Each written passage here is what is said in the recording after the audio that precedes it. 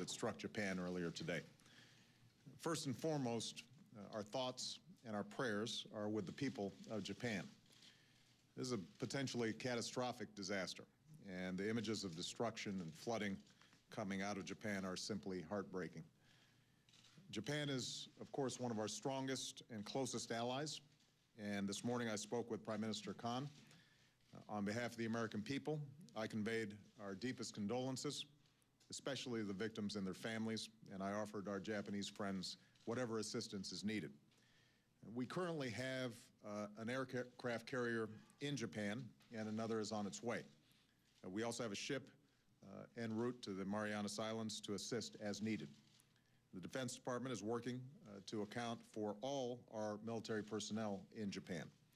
U.S. Embassy personnel in Tokyo have moved to an off-site location, and the State Department is working to account for and assist any and all American citizens who are in the country. Tsunami warnings have been issued across the Pacific, and we've already seen initial waves from the tsunami come ashore on Guam and other U.S. territories in Alaska and Hawaii, as well as along the West Coast.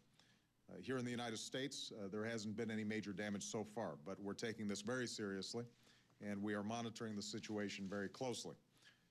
FEMA is fully activated and is coordinating with state and local officials to support these regions as necessary. And let me just stress that if people are told to evacuate, do as you are told. Today's events remind us of just how fragile life can be. Our hearts go out to our friends in Japan and across the region, and we're going to stand with them as they recover and rebuild from this tragedy. Now, before I take a few questions, let me say a few words about something that's obviously been on the minds of many Americans here at home, and that's the price of gasoline. In an economy that relies on oil, gas prices affect everybody, from farmers and truck drivers to restaurant owners and workers, as well as consumers. Businesses see rising prices affect their bottom line. Families feel the pinch every time they fill up the tank. For Americans already facing tough times, it's an added burden. Of course, rising prices are not a new phenomenon. 3 years ago, before the recession hit, a combination of factors, including rising demand from emerging economies like China, drove gas prices to more than $4 a gallon. The worldwide recession and the decrease in demand pushed prices back down. But over the past year, as the economy's picked up steam and global demand for oil has increased, prices have increased again. Turmoil in North Africa and the Middle East has added uncertainty to the mix, and lost production in Libya has tightened supply. Now, here's the good news. The global community can manage supply disruptions like this. Other oil-producing nations have committed to filling any gaps, and we will continue to coordinate closely with our international partners to keep all options on the table when it comes to any supply disruptions. Here at home, everybody should know that should the situation demand it, we are prepared to tap the significant stockpile of oil that we have in the Strategic Petroleum Reserve. We're also using the resources at our disposal at the federal level to monitor any possible manipulation in the oil markets. And I'm asking the Attorney General and relevant agencies to work with states' attorneys general to monitor for price gouging, to make sure that nobody is taking advantage of working families at the pump. In addition, America is better prepared for supply disruptions than we used to be. Today, we use 7% less oil than we did in 2005, even as our economy has grown since then, partly because our economy as a whole is more efficient. We're adapting. We're producing more oil, and we're importing less. Our automakers, for example, are manufacturing more fuel-efficient cars, some that now get more than 50 miles to the gallon, and our consumers are driving more of these cars. In December, Democrats and Republicans came together to pass a payroll tax cut that is already helping to grow our economy and create jobs. In the wake of rising gas prices, it should also help act as a cushion for working families. This doesn't lessen our commitment to do everything that we can to get gas prices down, but that tax cut will total about $1,000 for the average working family this year, or an extra $80 or so showing up in your paycheck each month. And that tax relief package is a key reason that even with these higher prices, economists and investors like Warren Buffett believe we should still expect solid growth and strong private sector job creation this year. Now, the hard truth is that as long as our economy depends on foreign oil, we'll always be subject to price spikes. So we've got to get moving on a comprehensive energy strategy that pursues both more energy production and more energy conservation. We need to increase our access to secure energy supplies in the near term, and we've got to make our economy more energy efficient and energy independent over the long run. So let me be more specific. First, we need to continue to boost domestic production of oil and gas. Last year, American oil production reached its highest level since 2003. Let me repeat that. Our oil production reached its highest level in 7 years. Oil production from federal waters in the Gulf of Mexico reached an all-time high. For the first time in more than a decade, imports accounted for less than half of what we consumed. So any notion that my administration has shut down oil production might make for a good political soundbite, but it doesn't match up with reality. We are encouraging offshore exploration and production. We're just doing it responsibly. I don't think anybody's forgotten that we're only a few months removed from the worst oil spill in our history.